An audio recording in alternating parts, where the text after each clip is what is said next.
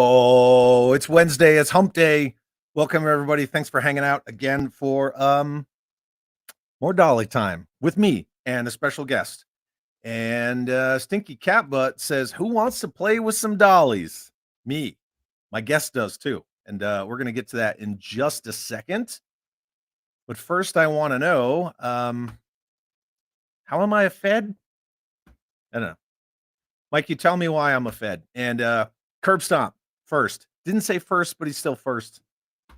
You know, unless you actually it, I don't know if it counts, but it still kind of counts. That being said, before we get rocking, I want to give a special shout out to my buddy, my good friend Keith Bradshaw from KB Jodographs, because he sent me this rad t-shirt and a couple of cool prints of stuff that he knew that was near and dear to my heart. You know, Baroness for the Ma'am and Serpentor, because Serpentor is my guy. Even though he's not, but he is. Kind of one of those weird things. But yeah, so my guest tonight, he's been around for a long, long time. And kind of 6 degrees of, he's good friends with, my good friend Jay Bartlett and Rob McCallum. He was featured on Action Figure Adventure Season 1 and Season 2. And he's in Rob's new show, Frickin' Planet Cool Stuff. Yeah. But he's a massive collector. And he sells great stuff at good prices. If you've never bought dollies or shippies or shelfies from him. But without further ado, as ZZ Top would say, Sharp Dressed Man. What's up, dude? Hey, how you doing? Thanks for having me on. How's it going? It's going well. It's going well. Speaking of Rob from Action Figure Adventure, shameless plug. This is a great series. I think it's available on some various streaming services, so just Google it. Yep. But Rob always likes to wear a suit jacket. Same with our Kevin Smith, from Jay and Silent Bob. Yep. He's always wearing them on interviews. So when I saw this vintage 1940s jacket, that's a sweet jacket. I had to pick it up. And is that velour? What's the black? It's like velvet. It's so literally velvet. This thing so is rad. Hugh Hefner, big pimpin'. It's awesome. I love it. That's a fantastic coat. Yeah. Thank you. You look good. Thank you. I like to dress up sometimes for special occasions, such as being on your show. Well, Skidmark doesn't care, but that's all right. That's Skidmark. That's how Skidmark rolls. That's how he rolls. You've been into this for a long time. Yeah. You're very well known for memes out of nowhere. One which I stole today, and I told you I was stealing it. That's a good one. Yeah, that's a good one. And you go live, you do sales, you go live, you talk about, I just picked up this whole collection. And how long have you been into dollies? Is it like a lifetime? Dollies. And I've never seen anybody say that. So when you called it dollies, I'm like, what? My dad's gonna see this, and he's like, yeah. I stole it from Rob and Jay. I know. That's what they call it. It's hilarious. Yeah. So I've been collecting my whole life, middle school, high school.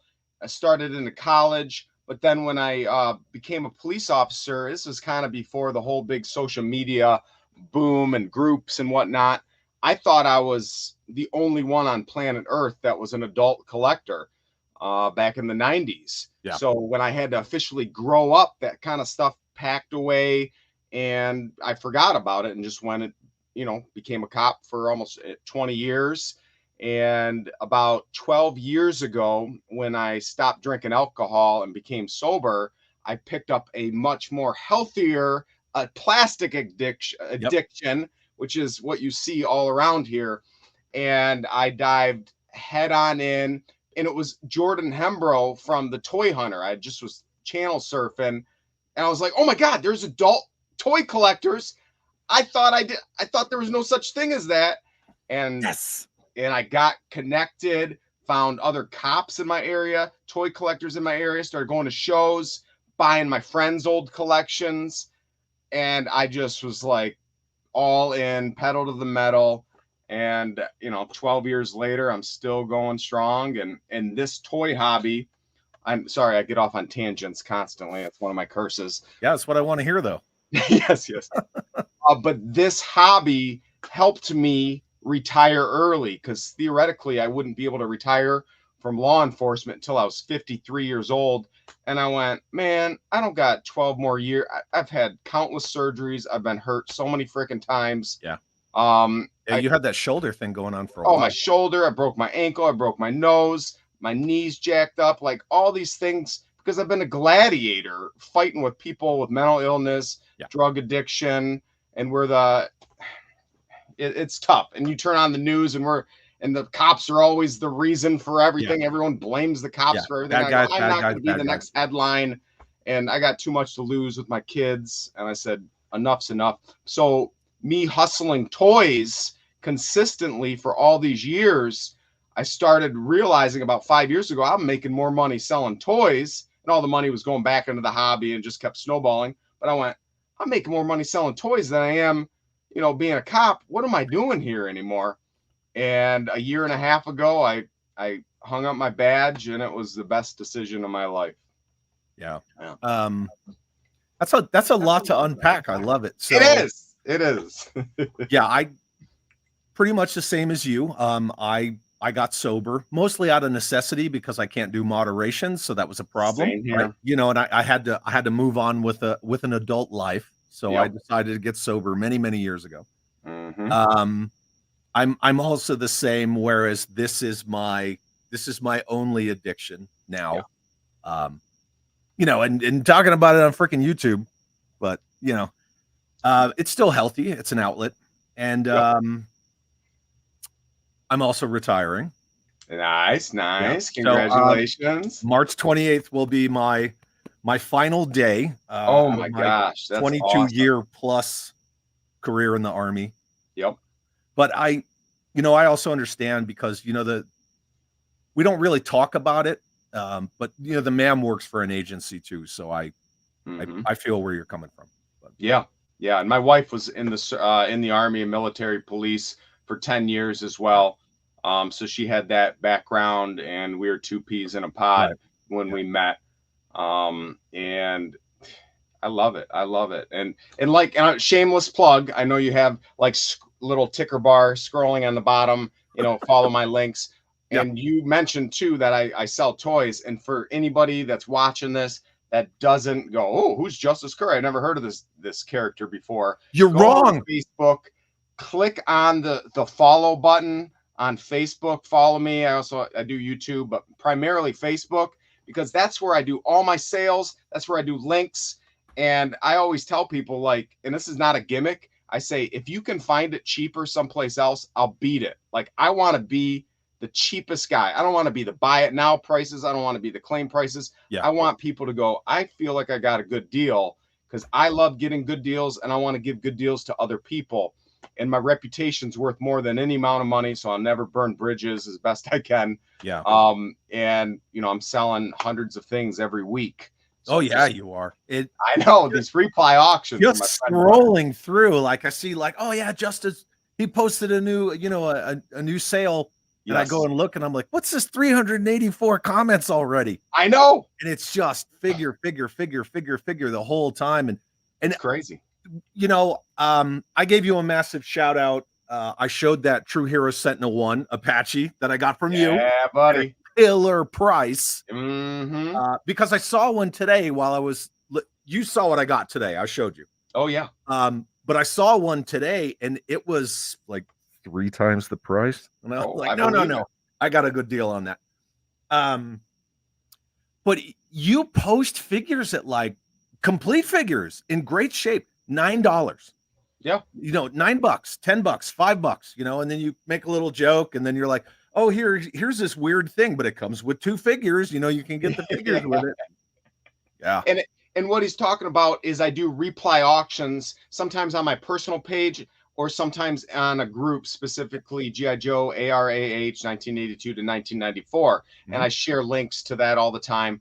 But I'll put a complete Big Ben that's, $40 figure. I'll start the bidding off at $9. Say it only sells for $20. I don't care. It goes on to the next person. I only had to take one photo. I didn't have to take 9 photos, put it on eBay, deal with that. I got to sell them to my friends, a real person, not just like this robot like eBay and dealing with all the scams and the bull malarkey on eBay. So I love getting good deals, and I get rid of lots of stuff, one photograph at a time, and I'm constantly buying massive collections. Yeah. So it works out, because time is one of my most precious commodities. Like, I wish there were 4 of me, because I should hire employees. I don't have enough time to process all this stuff. But hey, I'm about to retire. yeah, hey, come on down, man. We'll have a blast. It also helps that you know G.I. Joe. You love G.I. Joe. So like you know what's in front of you. Absolutely. You're not just like some rando that's like, oh, I don't know what this is, and you just like chuck it up. Oh yeah. You don't exorbitantly price them. You don't underprice them. Like it's really good. And I've met a lot of guys that are in it just for the money. Like, they have no connection to the toys. They're the guys that go to the Goodwills. And I used to go to Goodwill and hunt for toys too. But these are opportunists that have no love for nostalgia. Like, I collected toys. I had toys displayed in high school on my walls, and my friends would call it Justice's Museum. And I was an oddball, but I didn't care. I was comfortable in that. But when I became, I got back into it full force, there was a lot I didn't know. And that's why it was so important, by following other people that were much more knowledgeable, and then doing my homework, getting books like these. I'm sure you got yours as well. And I started at page 1 and I read it. I studied it just like an exam, to commit it to memory. So matching up pieces, I can look at a piece, know what it goes to, and I sell so often that I have a rough understanding of what rare, what's not, what's this, what's that. And then I get to upgrade my personal stuff. I love battle dioramas. Like, that's where I'm real keen on. I don't know. I can't grab my camera and bring it over. It just rips it off. Like, I don't know what we're doing. Here's a question for you. JC's is asking, hey, if anybody's got questions for Justice, please just throw them in the chat and I'll put them up. I wonder, do the police collect mostly police toys? My wife just yelled no. There are some small majority of guys that collect the die-car police cars, but that's pretty rare. A lot of cops, like there was one in my department that collects Star Wars. I'm friends with about 5 other active police officers, more than that actually, because I got detective friends in New York. And with my social media, that I talk about my personal struggles. I talk about my life. I talk about my struggle with alcohol. So I got people from all over the world, especially police officers, that find a connection from what I'm saying. And I'm unashamed of it, because I find that there's strength in talking about our weaknesses. And dudes constantly reach out to me almost daily saying, hey, I'm going through this tough time in my life. Will you pray for me? Or how did you become sober? And I give them, some life advice. So some of these toys are the glue for the friendships. And, this is our fun time. This is an escape from reality, because reality's crazy for everybody. But to connect on that personal level with so many people and help them, that's more important than the money, more important than the toys. That's what I enjoy. Very cool. Yeah, the ma'am, she's into Battle Cat, Baroness, Hooded Cobra Commander. Oh, those are perfect. I love all 3 of those. Yes. So I took a classified Cobra Commander, the first one, and I got one of the hooded heads that you can get from a million people, and made a little dio with like a pile of skulls and like an ammo crate for her, and put it under glass. And anytime I find a Battle Cat, I generally like pick it up. I do too. That's also my get out of jail free card, right? Because I come home with a bunch of dollies and shit, and I'm like, but look, I got you this Battle Cat. And she's like, forgiven. She knows. She knows. She knows that I know. Yes. No, she's got good taste. Battle Cat, I army build him with Panthers. I love Battle Cat. Oh, I love Panther too.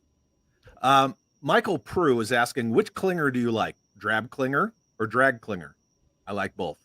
Never got radar.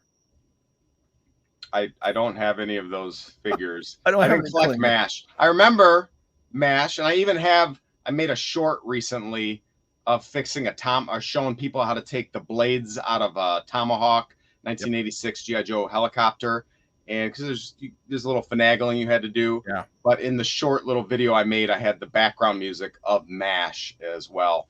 But I have fuzzy memories when I was a kid. My parents would watch it occasionally, but I didn't have a strong connection to it. Therefore, I don't. I just know they filmed it in the hills. The intro's filmed in the hills of Burbank. It's all I know, because every time I would go to Burbank, my buddy would be like, you know, they shot the MASH intro over here, and I'm like, okay, 35 years ago. Did I ask? Whatever. Troll Painting Mini says that Mantena diorama is the shit. What Mantena? Oh, my Mantena diorama? Your Mantena? I don't have Mantena. I think Troll Painting is like, I used to army build Mantenas, the G.I. Joe figure guy with the eyes that bug out of his head. So I got rid of, I had maybe 30 of them. So I thinned it down to about 10 of them. And now I have a battle scene in the back room there of Mantenas fighting Tiger Force G.I. Joes. I know it's crazy, but I have the full set of U.S. Tiger Force, the full European set of Tiger Force, as well as the vehicles. And my favorite one of all is, I mentioned it before, the Tomahawk. They made a exclusive Tiger Force Tomahawk for the Collectors Club years ago, or convention. Yeah. Here's a good question for you from Jeff Butler. Oh, hold on one second. I'm going to back up. Russell's asking, hey, Chad, do you ever use that desert ghillie suit? No, we're not doing that. Jeff Butler, who are your favorite Joe characters and why? Well, that is easy. Low Light is by far my favorite guy. I mean, love. Oh, yeah. I mean, I'll show you. That's why I bought your shirt, because it's you dressed as Low Light riding Battle Cat. Right. Yeah, I know it's a little fuzzy, but I had a buddy airbrush and custom paint this is a regular production Low Light that looks vastly different. So he painted this up. I love it. But more important than that is on my wall over here. And you can't see it, but if you follow me on social media, I make constant posts, or I make posts about it. But it's low production, pre-production sketches, because when the creators of these Action Force figures, like Ron Rudat, they don't just draw the figure the first time and it's done. They do several different concept pieces, like 8 different renditions of a character, and then it goes to his boss, and the boss goes, oop, I like this design the most. Then it moves on to the color studies. They color them in multiple different ways, and then they pick that. So over there, I got the sketches, the original one of a kind from Ron Rudat, and over there, I have the color studies. So those belong in a museum, like they're my prized possession. If my house is on fire, I'm grabbing those. But Low Light, I loved being a sniper when I was a kid with my BB gun and the Night scope. Spotter. Night Spotter. Oh yeah, I loved it. So I just had this very fond connection to Low Light as a child, now as an adult. Awesome. Jim Largo says hashtag justice for Dollies. Yeah, I did find Skid Mark, Jim. He was actually inside one of my play sets. I don't know. I think he fell and bounced, but it's by far the funniest name of any G.I. Joe character. Oh yeah, Skid Mark. Oh, Skid Mark. I giggle every time someone says it. Every time it pops into my head, I'm like, Skid Mark.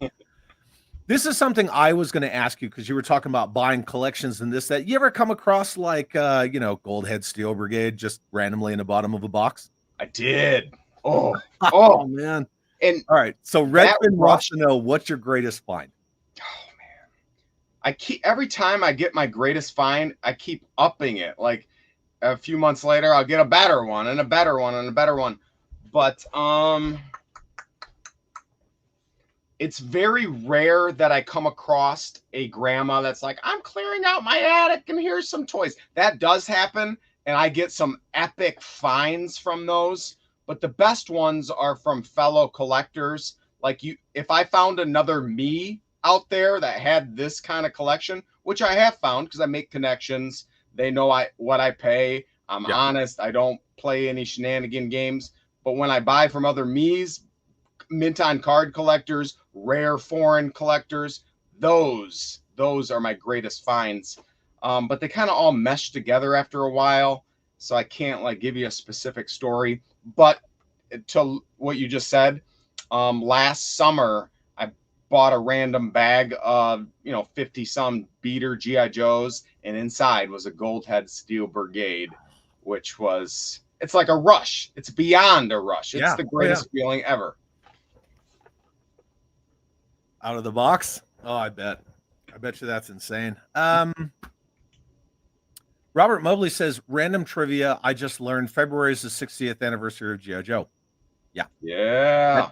In the original post that I put up about Justice and I hanging out tonight for Toy Talk, I put with the 60th anniversary of G.I. Joe approaching, blah, blah, blah. But yeah, it is.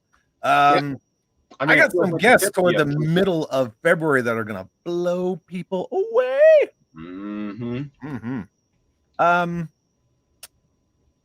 You were just giving this guy a shout out. I was. I got this personal action figure adventure from Rob. Plug. Oh, Rob, I love you so much. Robin Tater brought me mine too. Oh, nice. Yeah, they were driving to California from Texas, and we all met up at a Starbucks and hung out for a while. And on the way back, they tried to come fill my collection, but that's a whole. I heard. I had dinner with Rob when we went to PowerCon together recently, and he told me that story. And holy, what an epic, crazy adventure! It was pretty crushing. It was funny, but it was crushing at the same time, and I felt really bad for them. But thank you, Rob, for the compliment on my green screen. I appreciate that. I can't move too much because then you'll see the green screen line. So I try to. That dude's singers. And then, pardon me, Riley Performance says my two favorite Dolly lovers. My Dolly lovers. Thanks. Copyright Rob McCallum and Jay Bartlett. Dolly lovers. Oh, absolutely. They didn't copyright it. We're going to copyright that and steal all the royalties. Nice. Rob forgot to copyright it. Robert's Infinite Realms 60th anniversary, and what's Hasbro doing? Here's a Transformer HasLab with Prime. Yeah, I don't know. I mean, they're pumping out stuff. You got the classifieds, you got the HasLab stuff.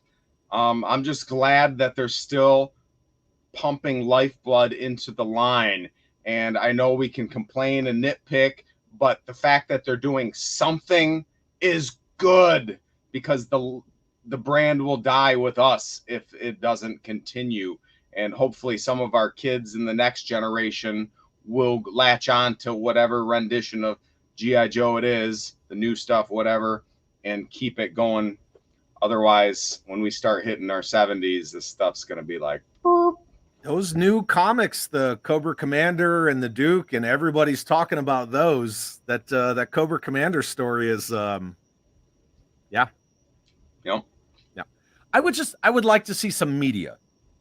Yeah. That's, not a movie where you reinvent a core character and all that stuff, but like, dust off Resolute. Resolute was so well received. Like, dust that off, dude. Do something. Like, let's get some cartoons. And of course, it's not anything negative toward the people that run the Joe IP over there at Hasbro, but they were like, we kind of like that it doesn't have any dedicated media. And everybody else that I talked to is like, I want some media. Exactly. Yeah, precisely. And even when they did make the movie, and I hate bashing things, like I try to be positive as much as I can because the internet's filled with, constant negativity. And I yell in my car. We all know. I do, right. I do it myself.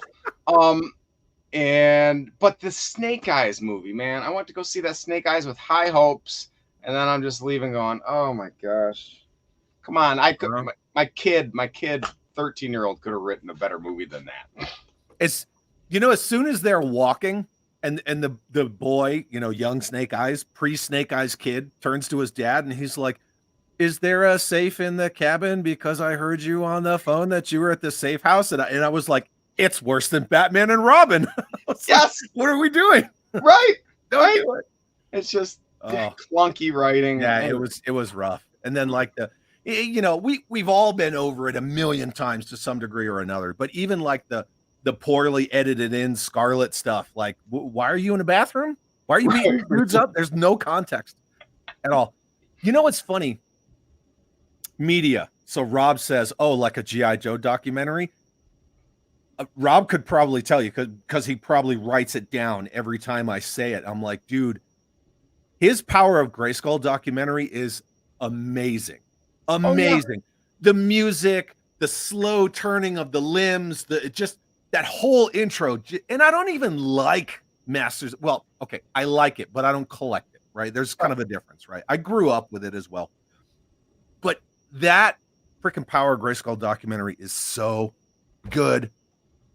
I'm always like, Rob, you should do a freaking Joe documentary, man. Yes. Yes. He's already doing the other one with James Etoch. Sorry. Yeah. I say name all James Etoch. Yeah. Etoch. Yes. Yeah. So he's just that faking filmation, right? Rob, jump over to the G.I. Joe, man. Come on, McZog. Documentary. Let's go on an adventure and talk about Joes. Right? Come on, Papa Macaloo. If I had endless amounts of money, I would just send Rob like a cashier's check and be like, here you go, do your Joe documentary. Yes. Do my Joe documentary for me because I just want to watch it. Let's just start a GoFundMe. I don't want to say much more, but you know, there's a lot of people who are going to be at the DFW Joe show, right? So Kirk's there, Ron's there, Daryl DePriest is there, designers, you know, on and on and on and on, and Larry Hama. Yeah. You know, icing on top, Larry Hama. So yeah, we're gonna make some stuff happen. That's gonna be a blast, man. I gotta go. I keep telling myself I rarely travel to go to these other shows like PowerCon. I went for the first time last year, and I mainly go to, you know, my radius near Michigan shows. I don't travel too far away. I gotta go.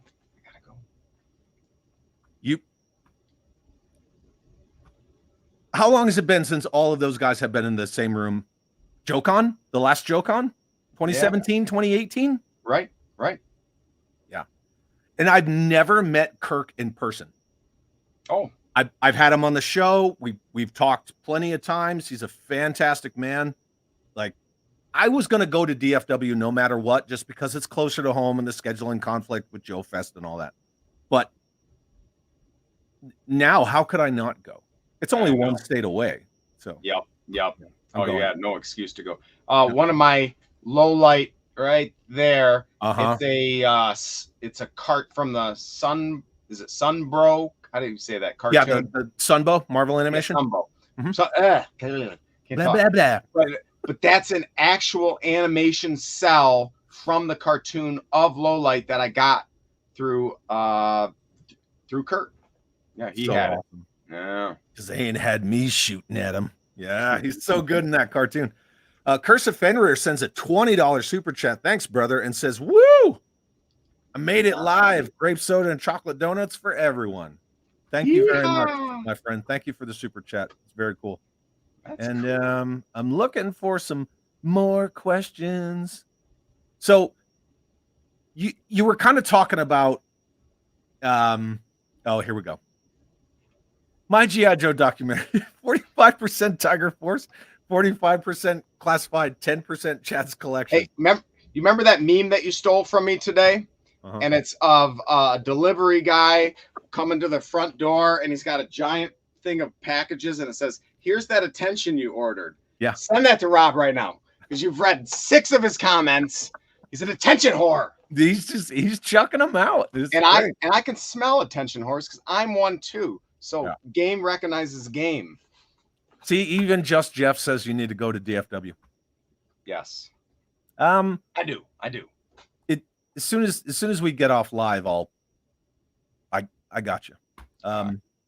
Yeah, I got you. Rob's gonna block me now, man. There you go. You never regret making effort for the things you love. That's true. To include attention. So you mentioned the Goldhead Steel Brigade. What else? What other like massive gems have you found in these collections that you buy? Oh, geez. Well, I buy some, not pre-production, but original art from some of the designers like Mark Pennington. He did box art in the Yep. late 80s, and Yep. you can reach out to him on Facebook, and he does a freaking amazing. Do I have one in here? Let me show you guys this.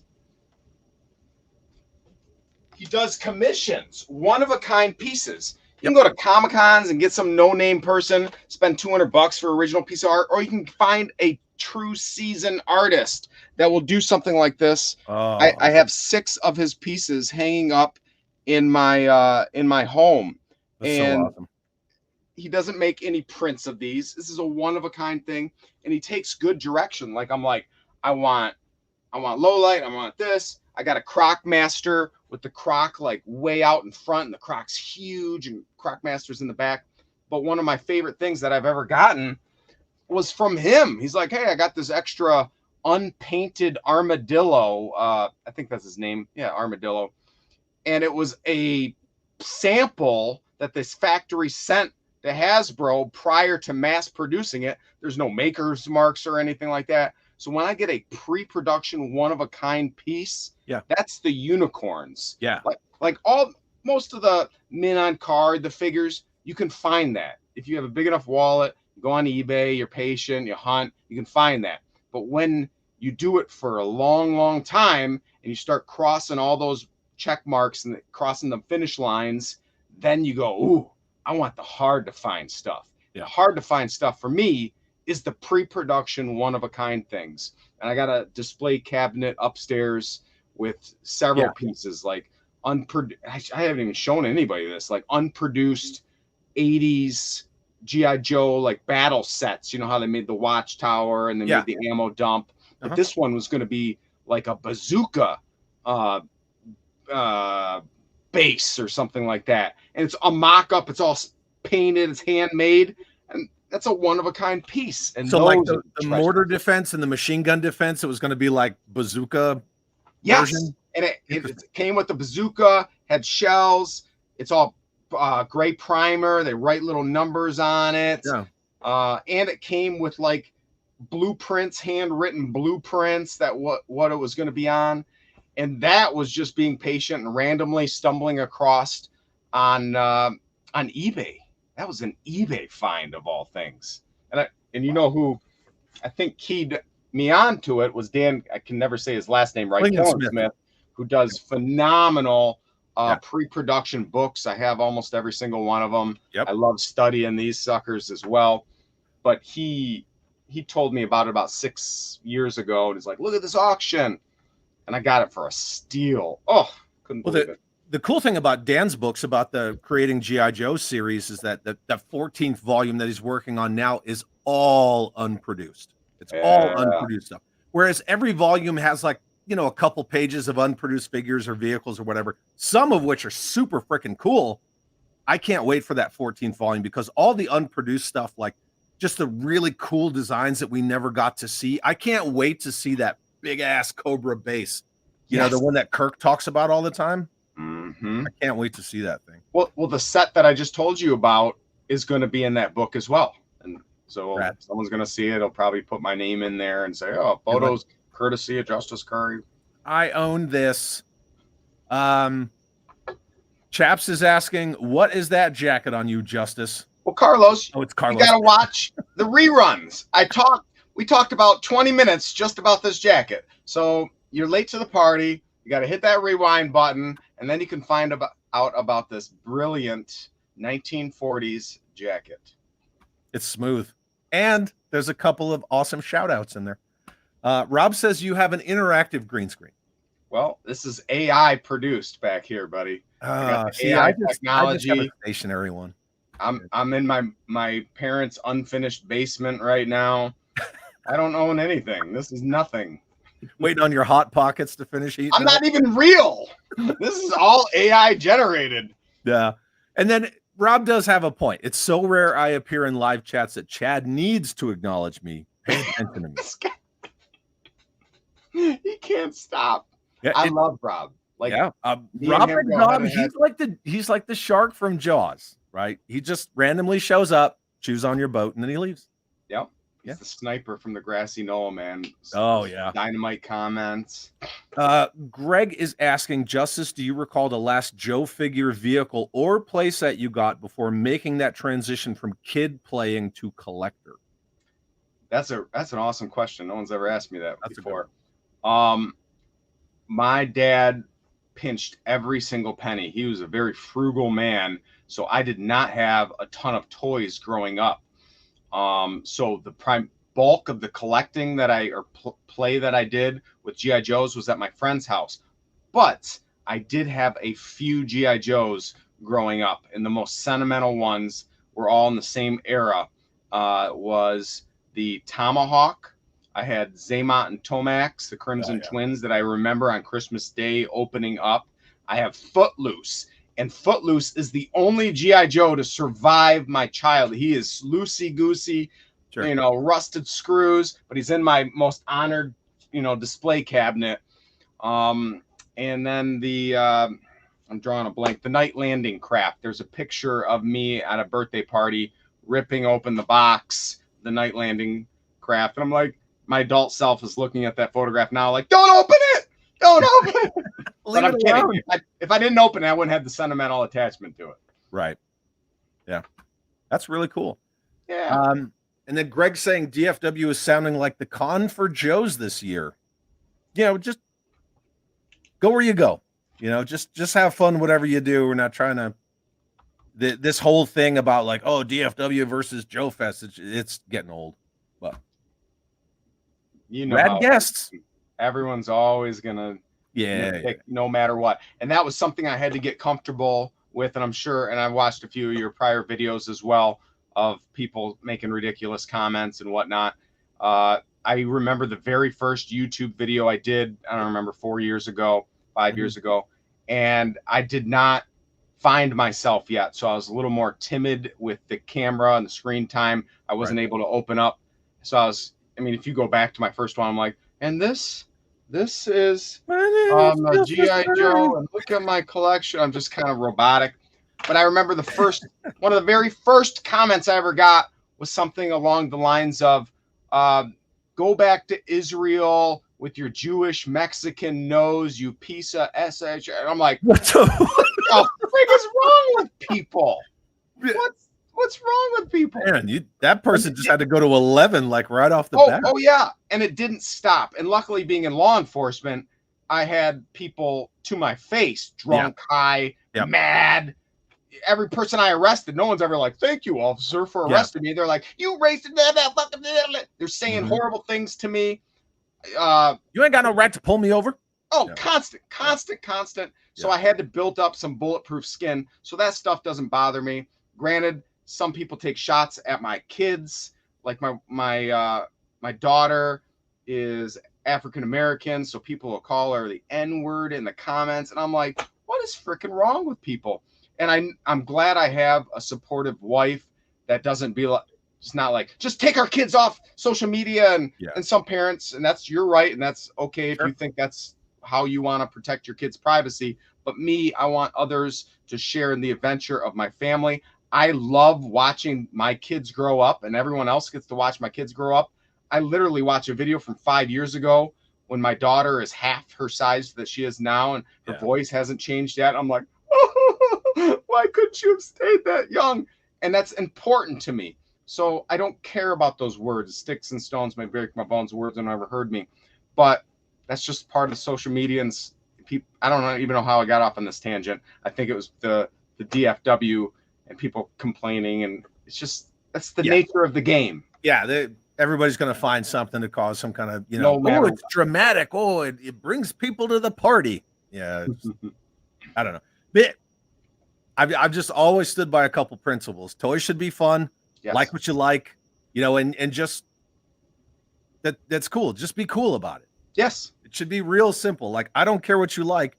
Just don't come on my porch and start telling me I'm a hater because I don't like what you like. Like, right. I'm not here to validate your likes or dislikes. Precisely. We're all different. We have different opinions.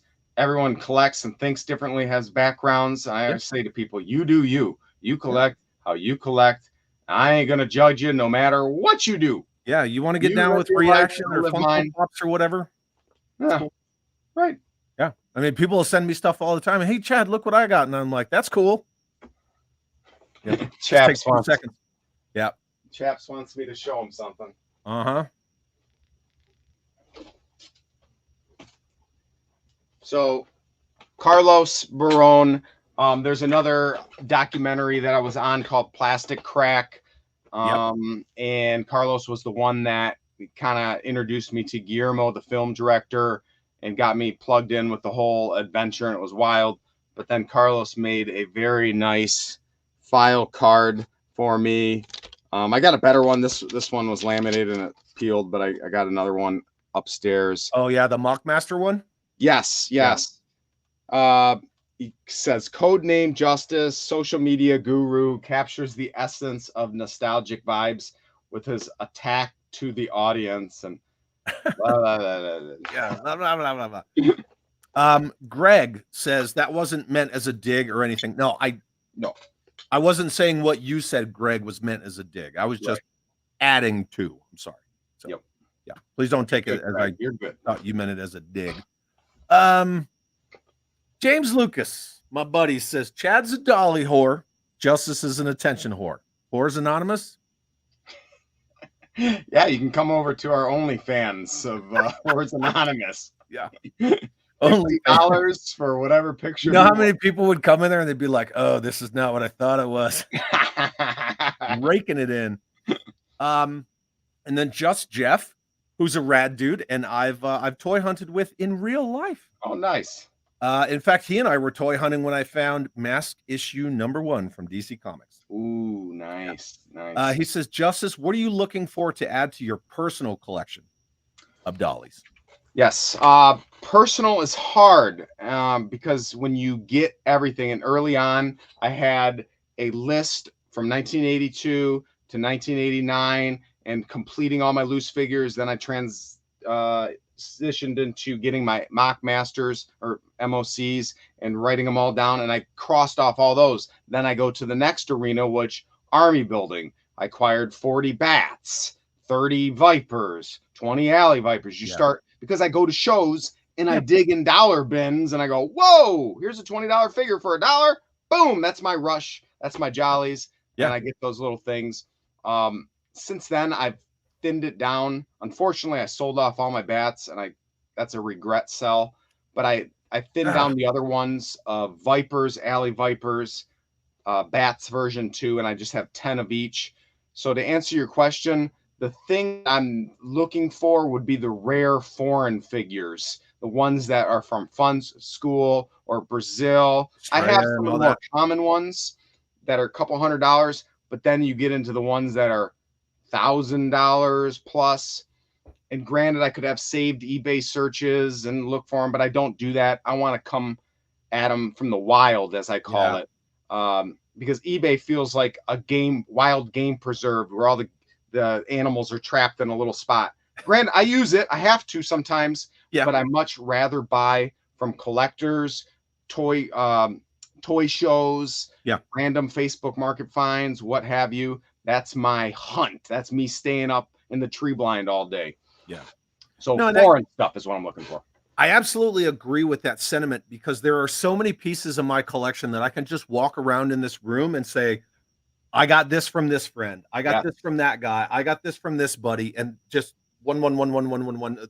And it means more to me than, like you said, going into the game preserve and buy it now. Because then I've got other items and I'm like, I don't know where that came from. I have no.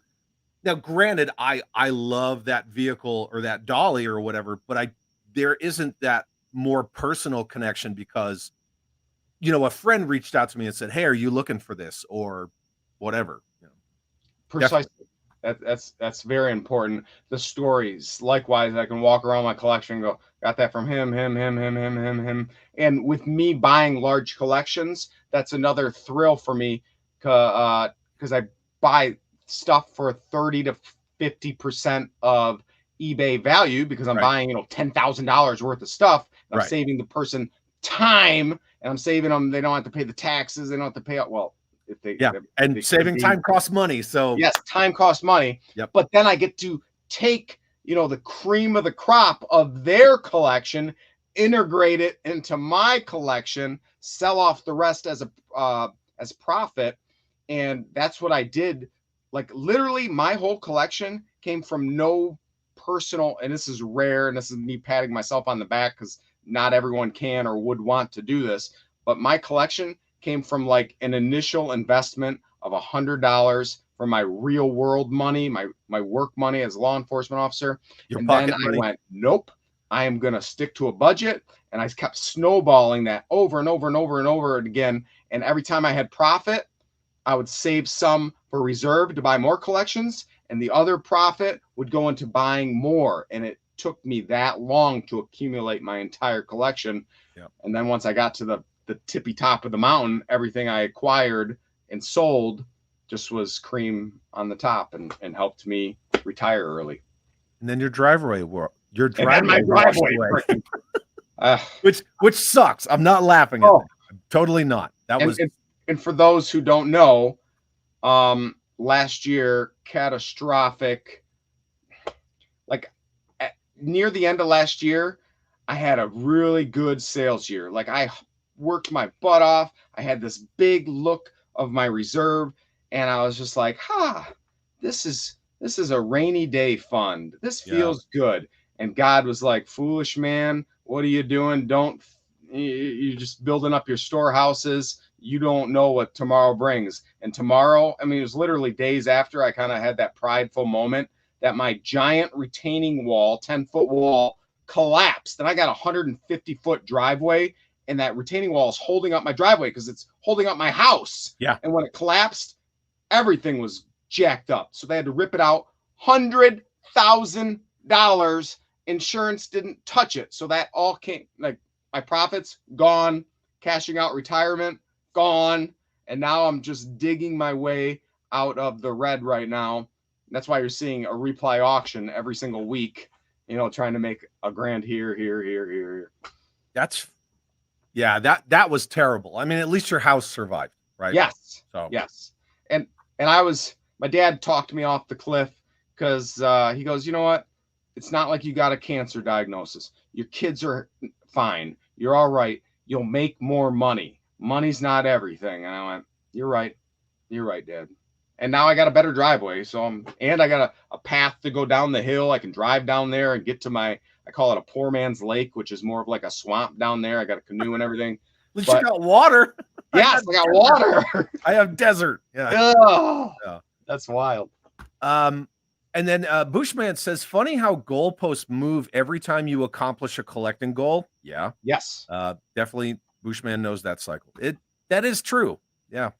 I tell brand new collectors that come into the scene, they find me on YouTube or Facebook and they say, hey man, I trust you. I want to buy from you. They start giving me their G.I. Joe want list, and they are hemorrhaging money. And some guys are doctors and they can spend $1,000 a week and it doesn't phase them. But some guys, I can tell that it is phasing them. And I go, slow, you got to pump the brakes. Yeah. The fun part is the acquiring. If you just go, wah, and go into debt and you get to the finish line, then you look around and go, oh, now what? No, what? The fun is the journey. Yeah. And then it erodes the fun with all the other stuff too, because opening package after package after package becomes a chore. You're like, yes. I got too many packages this week. I'm tired of just tearing through tape and bubble wrap. And then like, well, now I have to set this thing up so I can put it on the shelfie with it, and then it's like, it's work. It does. So I absolutely agree with you. It should be a marathon 100%. When I got my Sergeant Savage P40 Warhawk from my friend Tom, I'd been eyeing that vehicle for like 4 or 5 years. Yes. Just waiting. And I would see him, I'd see him in the game preserve, like you like to call eBay. And yeah, I could get that. I could buy that one. And then finally it happened. And when it happened, it was the right time from the right person. Yes, absolutely. Every time I walk by and I see it, I think of Tom, it's a beautiful piece. Yep. And it works. I know. It works. It actually works. This guy had something to say. To piggyback off that vehicle, that's one of the only mint in sealed box vehicles that I've ever opened, because it was on, I think it was on eBay, or I got it in a collection. It was only like $40 or something. And I went, I want this personally, and I want to mint one. So I got to be the first one to open it, apply the stickers. That was a good feeling. And you caught hate for it, didn't you? Oh, absolutely. All the People time. get All the time. crazy. Crazy. I opened my 94 Blockbuster because, you know, Blockbuster was the last large vehicle, the last year of A Real American Hero. It's hard to find those complete loose. Everybody, Carson, Kirk, name them, they were all like, dude, if you want one, just bite the bullet and buy it sealed. And I did. And I made a video and I opened it. Oh, and my people God. were like, how dare you devalue They lose their minds. They lose their minds. But like you said, in Action Figure Adventure Season 2, but it is mine. I can Right. do that. Yeah. Hey, delete that comment from Rob. He's a non-factor. Delete that. He's gone. Get him out of here. Block. That's from a minute ago. That's from when we were talking about the Snake Eyes movie. So gotcha. It wasn't meant like that. It was meant more in the context like we were kind of dogging on the movie. But oh yeah, sorry, I already read that one. GeForce Racing 20, real rad guy, says you retro blasting and analog toys were the first collector channels for me. Nice. Nice. And I love that feeling. And I'm sure your channel will be the first, if it isn't already, that some people will reach out to you and go, hey, I'm an adult collector. I didn't realize there was other adult collectors. I Googled G.I. Joe collecting. Your video popped up. I watched you. I connected with you, and I got into collecting. Those messages that I receive frequently feel good. Yeah. You know? Yeah. I'm lucky in the fact that the people that I don't even know how to word this, but the people who became drawn to like my streams and my videos and stuff, they're very supportive. They're very encouraging, very positive people. That's kind of what I like to have around me. But I also have a very eclectic group of people that hang out because I don't need people who only like the stuff that I like. I don't need an echo chamber. Yes. I like the diversity and the conversations that come with that. But I will say, Just Jeff, he didn't know much about G.I. Joe until he started. I think he got into classified and started watching my videos kind of at the same time. Yep. So yeah, and then that's how Just Jeff and I connected. Oh, I'm having a day. And speaking of getting to the finish line, I call it lily padding, and they call that in the drug community as well. When you're like a heroin, and then you jump to meth, and then you jump to this drug, you lily pad. Well, I use that plastic crack analogy for collecting. You get to the finish line of, say, G.I. Joe, then you go to Men on Card, then you go to maybe He-Man, then you go, you know what, I had a few Inhumanoids and Mad Balls when I was a kid. Then you go to that, and you start jumping to other brand and properties. And I know we're just talking about G.I. Joe. Yeah. Is like one of my three kids. It's Muscle Men, He-Man, and G.I. Joe. Those are my three loves. Yep. But I have other loves as well with some of those toy lines that I just mentioned, and video games and stuff that's nostalgic. Well, the cool thing about YouTube is it's also kind of a time capsule at the same time. So there has been times in the past where I used to say I'm a focus collector. I only collect G.I. Joe. I no longer say that. Yeah. Because one, it's inaccurate. I have a lot of what I like to call the parallels, right? A lot of Palitoy Action Force. I have 3 of the teams already completed. And then I have a lot of like Masterpiece Transformers that are all right here behind me. And then I just have, like the random GoBots just hanging out. Just absolutely. And so I've kind of moved into that. If it speaks to me, if I had it as a kid, if I just want it, I'm just going to buy it. I don't need to justify it. I'm just like, whatever, I'm buying this friggin' GoBot. Absolutely. Yeah. And that's what ends up happening. Yeah. That's what ends up happening to these like shelves of just little tiny random things. I'm like, oh, a Xenomorph, Pikachu. I don't know. I don't care about Pokemon, but I like, aliens. I'm going to buy that. And it just gets filled up with nothing but little things that I like. And You know, it's the fun of collecting. Yeah. I saw that Terraclaw Skeletor. What's up? Yeah.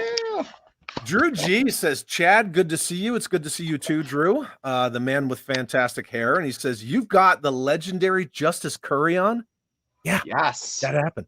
And he And that says, check his room rivals check better clear that you sent me. Oh, yeah. No, it'll. All the other ones clear? Yeah. The first one bounced. You assured me that this new one would clear. Don't tell anybody. David Andrews, I got a question, Justice. What is one thing that you were looking for that is a rare gem? David Andrews, I want to give you another shout out and props. He ended up, he buys toys from me, and he's a good guy. You know what? He's an awesome guy. He sent me a book called The Daily Bread, and it has like a motivational saying and Bible verse for each day of the week for, you know, several months. Yeah. And I've been doing Facebook Live videos. I've done 4 in the last 5 days of each day and talking about what it means to me, how it is. And I would have never did that unless David sent me, you know, a few weeks ago, the Daily Bread. So thank you, David, for that. I appreciate it. That's very cool. But a rare gem that I'm looking for, that's tough. You put me on the spot. Now I can't think. I got a brain fart. Yeah, it's kind of one of those on the spot things. You can always come back to it. Yeah, we'll come back to it. It'll pop in. I'm going to be laying awake tonight, and then 3 things will pop in my head. I'm like, you idiot! I embarrassed myself on It's Chad, and I couldn't think of the things I was looking for. I know these things. You're going to wake up like Chris Farley. Stupid. Juxtapose. Justice, are you making it to Kane County? I've hit Kane County.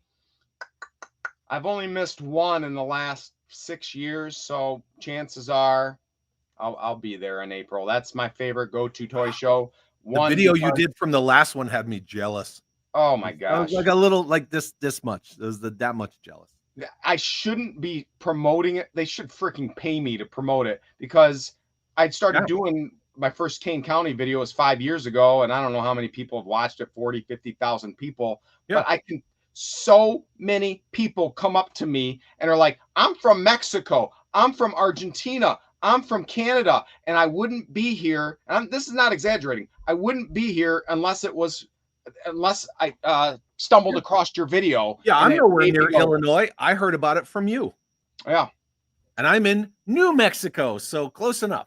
Yes, yes. There you go. Then I think to myself, I'm creating competition, because the natural high I get from finding the gems, now I got 50 other me's there searching and hunting and going, look I just found this Goldhead Steel Brigade for $1. And I'm like, you're here because of me. Hey, didn't you say in your video that you were looking for this guy? Well, I found him. Yeah. Oh. Yep. It happens. Yeah. And that's kind of how it goes, right? You want these shows to get bigger. You want them to be, you know, more productive and fruitful and long lasting and all that stuff. And you pimp it, and then they get busier, and then shit sells out faster. Trucker Nick, he's not that active anymore on Facebook, but he was big in the G.I. Joe community of buying and selling. He was a truck driver, and he went by that name. But I ran into him at Kane County one time, and I sold him some stuff. And there was this bin of G.I. Joes, and for whatever reason, I didn't look at it good enough. I'm like, oh, this stuff's priced pretty accordingly. And I bump into him in the next booth, and he's like, hey, you find any Joes? I go, yeah, this next booth has some Joes. He goes over to the bin that I just looked for, and he pulls out a freaking yellow neck Serpentor, which is a rare variant where the neck is painted yellow, and it goes for, you know, $100 or something like that. And they only had $15. I'm like, gosh, dang it. I should have looked more better. Yeah. We remember you put up that post about you were looking for the modern Bat version 2, which is 1.8. I did? Yeah, because you said you were looking for one because they were going for like this much, and I was like, oh, don't go look at how much the squad leader costs. The Bat, the hold on, my brain went off in the left Yeah. field. The Battle Android Trooper from 1985. I was looking for the No. modern one. You were looking for the modern version 2. You don't remember that? No. Okay, we'll strike that. We'll edit that part out. Thank you. Yeah, Edit that out because that's highly embarrassing. Look, watch. All right, switch Edited. that out. There we go. Okay. Okay. Back to it. I don't know what's going on. Sorry. Okay, I'm back. Jim Largo, who's also a super rad guy, retired military, and he lives in Guatemala. Oh, nice. Justice, is there anything you found in your vintage hunts that was hard to identify or new to you? Constant, almost every single hunt. It is impossible. I don't care if you've been in the toy game since being an infant. Infancy. You cannot know every. I kept wanting to say infantry, and I'm like, ugh. You can't know everything.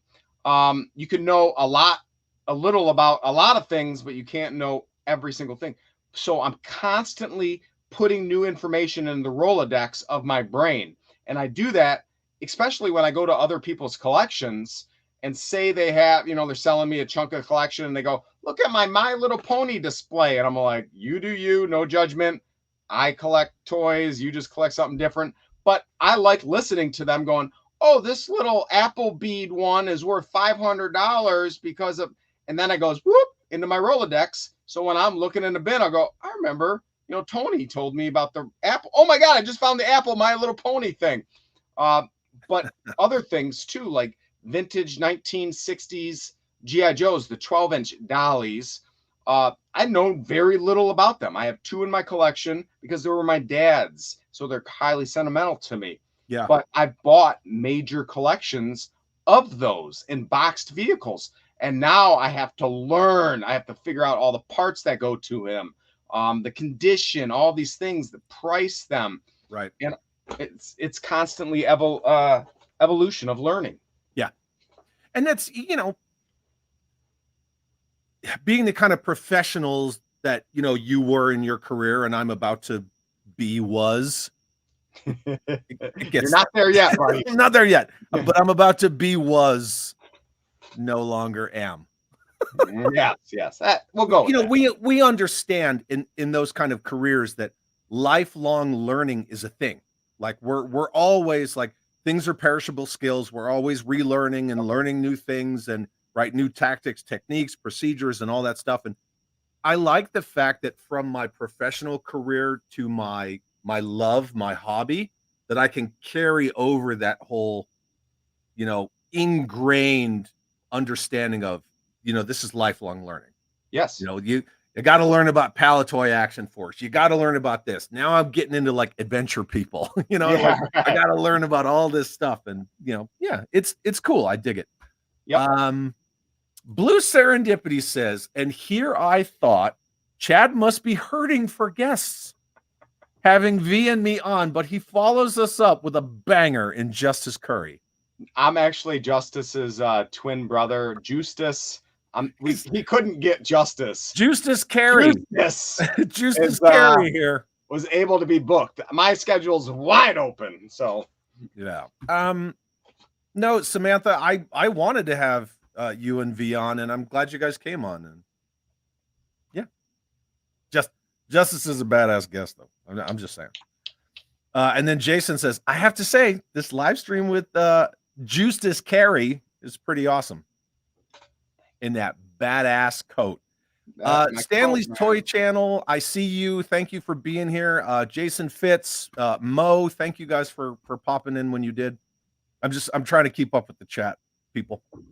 Figure Assassin says, buying in person has more of a feeling in person. Shipping cost is a no-no. Yes. Yeah. I love buying in person. Heck, my major score, let's see, it was 2 days ago. So 3 days ago, a random guy that I've never met in person says, hey, I'm thinking of thinning down my G.I. Joe collection.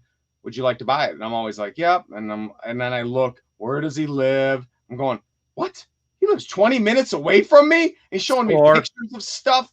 And it's like, and he's a good collector, all complete, mint, always bought the best stuff, kept it pristine. And because some guys just throw it in a bin, and I Yeah. have Or to they spend have these forever. missiles with that vehicle, and Oh you're my like, God. ah, yeah. Accessory pack weapons in the guy's hands, which Yeah. is fine. Beggars can't be choosers. I'll Sure. take any and all. Right. But when you find that OCD collector that has everything perfect, that's a reseller like me's dream. And Yeah. he had stuff that I didn't own before, like the Brazil Spirit, and he had these really little cool 3D printed. Like he has a bunch of. I already showed this. Oh yeah. 3D printed ones, but for Python Patrol and the Special Mission Brazils. And I'm like, yes, yes, yes. So I drove 20 minutes, dropped some serious money. And he was easy. He wasn't trying to beat me up. I explained to people, like, you're buying my time. This is going to take you 6 months to sell. Yeah. I'll do that for you. You don't got eBay fees. You don't got, I mean, you're supposed to claim it for IRS, even if I give you cash, but that's his business. So yeah, that's between him and the government. That's not my business, Nope. you know. So people go, yep, I don't want to deal with the nickel and dime. They find people like me. I give them bottom. I go, this is where I have to be at. Yeah. And it's mutually beneficial. And you know, the funny thing is, a lot of people in the chat, they've heard me say this before. So at some point, one, I view my collecting as, you know, we're stewards of these pieces, and you know, we take care of them until we pass them on, because you know, they're not going to go with us into the ground or the furnace or wherever. Of course. And I had said on a stream not that long ago that our long-term goal is to retire to Italy. And then people are like, what are you going to do with your collection? I'm like, I'm going to sell it. And I'm going to sell it all at once. Yeah. Heck yeah, man. That's what it's going to be. So I know exactly what you're saying, because yeah, there are people, you especially, and some others, that they buy entire collections. Boom. Just like that. And yeah, you're going to take that hit, and that's totally cool, because you should expect it. And so often people, I go, hey, I got to be at 30 or 50%, you know, there's a scale. And I explain the whole thing to them, because I go, you sell on eBay, your $100 turns into 85 after eBay fees, turns into 63 after IRS fees. So if I'm paying $30 for a $100 figure, I'm essentially doubling my money. Yeah. And some people, and then they go try to do it themselves, and they reach back out to me in 3 weeks and go, you're right, I don't want to deal with this. People this not sucks. paying, returning crap. No. I go, yep. Yeah, exactly. Mikey from JMK Custom Works, Justice, are you into any of the modern O-ring lines? Yes. I have several. Well, they're not the true moderns, but I like the 25th anniversary GI Joes. I have several of them scattered around my collection. You know, especially the bats and the vipers and the jungle viper. I mean, those things are jungle bats. Oh yeah. And the nano bat and the Constructicon bat. They're so good. Yeah. They're so good. They're so. Oh, have you ever seen this one? It's like Devastator. Yeah. I love that. I love that version. But the O-ring moderns, not a ton of them. I mean, I just got Ace on card that came with the Sky Striker. Oh, you got him too. Nice. Yeah, he's standing right here next to my Sidekill and my Shockwave. Did he come with 3 little cubes and a little push cart? Do you know? Because the cubes are a different color, and I bought them from a buddy, and they got mixed up, and I don't have the cubes anymore. I'm like, gosh, dang it! I can take a picture of it if you want to see it. Yeah. Show me a picture later. Yeah. It's they're actually behind my Soundwave, but yeah, I can shoot a picture of them for you. Again, you collect how you want to collect, but I'm curious, do you care about cracked elbows? I don't collect O-ring figures. That's why you only bid on my vehicles. Now you know. And so I do everything vehicles and play sets from 82 to now, which would technically be what, like 2020 when they stopped with the Walmart retro stuff. Yep. If vehicles come with drivers, right, because he's a driver, then you know they're either in the vehicles or, you know, Skid Mark just hangs out here all drunk on my microphone. But other than that, every figure in my collection is a modern construction, Joe. Nice. And that's where I tie in like the Eagle Force figures and the Marauder gun runners and all that stuff. But what Mikey was asking you about was like Strike Force Alpha, you know, those lines that are coming out. No, I don't collect them. I don't. And it's not, it's, and we were talking about this before we went live, and I said, hold on, let's save this conversation for the video. Yes. Space is something that, space and money is something that most collectors battle. And if you don't, yes, oh gosh, I need that stupid thing. And you need this? What's that? You need this? Yeah, I need that. All right, that's awesome. I got you. Oh, thanks, brother. I'll put it aside. Yeah, I don't need it. It's just it's behind Soundwave. I don't need it. So, nice. I'll send it to you. But when you collecting new lines means I gotta get rid of something that's currently in my collection, which I do, but I really gotta love it because I already have stuff jam-packed everywhere. It's leaked into other rooms. It's up in DTOF shelves in my kitchen. Like, it's nice looking, but it can get cluttered. It can turn into hoarding-like behavior. It can get overwhelming. So my mentality early on, and again, if this is you, I'm not trying to throw any stones. I get it. I buy collections. I'm in guys' homes constantly, and I see it. There's no judgment. But it can become overwhelming where storage lockers are purchased, and now you have totes that you haven't looked at for 15 years just because you want to have your completionist mentality of, I got to own it, or I have to have 3 of them. And now they call someone like me and go, I can't keep paying the storage unit fees. Buy it. I'm like, okay. Yeah. Hey, Joshua, it's good to see you. V. Conley, thanks for coming. Destro's Desk, good to see all of you guys. I'm throwing your stuff up like as we're talking, but you're absolutely right, because people go from, you know, a collection room to the, what do you call it? Seepage? Leakage? Leakage. And then you get the leakage and it's in another room. And luckily, like, we have an office / game room, and, you know, I got stuff in there too, and that's all well and good. But yeah, and then you turn around and you have 3 storage units. Oh, absolutely. Like, yeah, why do I have all this crap in storage units? I don't have that. Yep. I really don't. If I don't have a place for it, I either don't buy it. I do have a shelf that's like all my these are all my customs in progress that I never get to. Hello, dear. But generally, if I don't need it or have a space for it, I'll give it away. Yeah. No, I generally just kind of do that. And I've encountered the hello Justice. This is the ma'am. Hello, ma'am. How are you? What are you doing? I heard you like collecting Battle Cat, Baroness, and Cobra Commander. I love Battle Cat myself. Hell yeah. No, I do. It's fun. Yeah. Nice. She sure does. Yeah. You gonna go work out? I'm sure the whole chat's going, hi, ma'am. Hi, ma'am. Yeah. All right. But some guys end up saying, you know, I'm going to buy 3 of everything. You know, they get 1 to display, you know, 1 to open, and 1 just in case. Oh, yeah. So then it becomes, and then the rationale, and I get it, is, well, this is an investment. And I always tell them, or they always say, I'm going to give it to my kids. Your kids aren't going to care. I mean, yes, there's the rarities where your kids love the same things you do. But odds are not in your favor that your kids are going to love the exact same stuff. My dad loved to wrench on cars, made me do it my whole life. I did not like that. I don't care about that. Yeah. My kid doesn't want my flag. No. She'd be like, why are you sticking me with this thing? Like, what am I going to do with it? She's going to roll it out of the garage door and just let it go down the driveway. And for people that buy multiples as investments, I've went to guys' collections that are in their late 60s, and they have these massive collections of, unfortunately, some garbage toys, a starting lineup, Power of the Force 90s, Star Wars, mixed in with some gems, you know, wrestling, WWF's in the package. But they bought like 10 of everything, and they filled up their house. They filled up the garage. They lived like a hoarder in a beautiful house. And they're going, this is my retirement.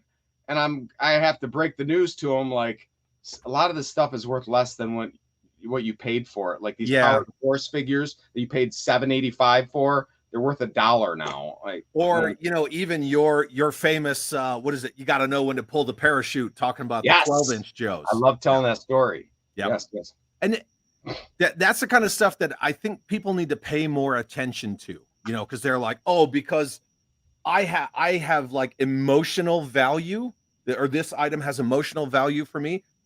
You know, like intrinsic value and things like that doesn't necessarily translate to monetary. And a lot of people, they want to charge what their emotions tell them to charge. It's like, that's not what the market is. Or another one I encounter frequently is I go to the guy's house and he goes, I paid $600 for this Shogun Warrior. And I'm like, it's worth $350, bro. I'm sorry that you paid buy it now freaking high eBay scalper prices. It's worth $350, so I can give you $125 or $150 for it or something. And then they delaminate and they're like, ah! And they're like, ah, you're ripping me off. I go, okay, you sell it and you find out what happens. Yep. Good luck with that. And after all that bullshit you're going to go through, you're going to get $100. Yeah, exactly. Yeah. Michael and Elizabeth, good to see you. Thanks for coming. Jim Smith, I didn't know if you were here the whole time. And 19 Jace is here. Good to see all of you. Thank you for coming. Bushman says, pardon me, how are you finding the market lately, Justice? This is a good topic, right? Because the market gets kind of weird. I was selling gangbusters, but recently people look less willing to buy dollies. Oh, absolutely. He's hit the nail on the head. Yeah. When COVID hit 2-ish years ago, it went crazy. Double, but it wasn't just our dollies. It was collecting across the board. Sports card, memorabilia, shoes, toys, you name it. Yep. Everything doubled.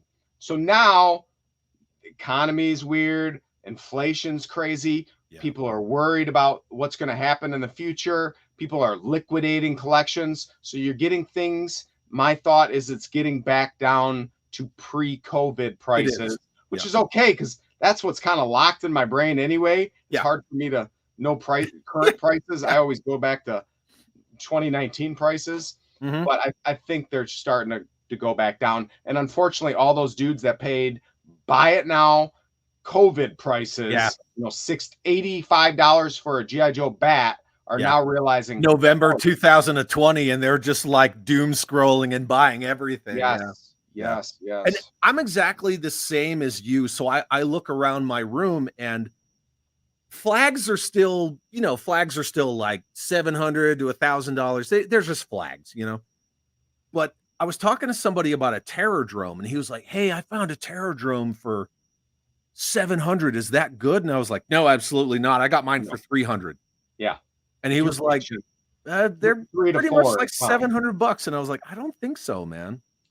And you go into brick and mortar stores, I go into them all the time, and they put those crazy high buy it now prices, and they're patient. They'll sit on it for years. Yeah. Let it collect dust.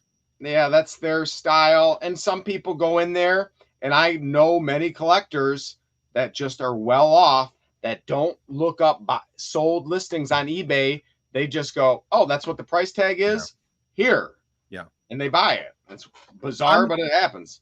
I'm lucky that I have 3 brick and mortar stores in my city in Albuquerque. I know all of them because, you know, I'm in there all the time. I've been going to these stores for years.